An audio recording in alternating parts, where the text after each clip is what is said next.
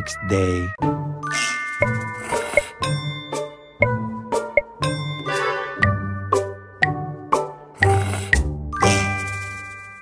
Several days later. 你们怎么什么都用筷子吃？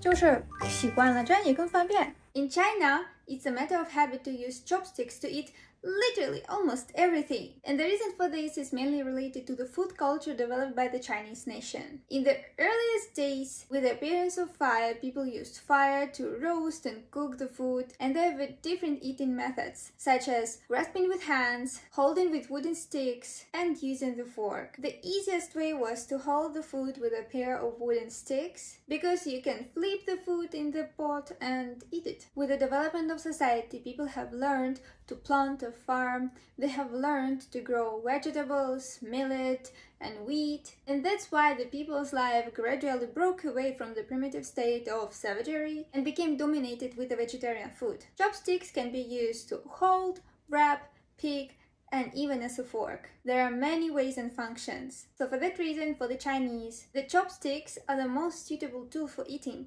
今天的生词吃习惯方便用语用什么吃筷子用筷子吃手用手吃叉子用叉子吃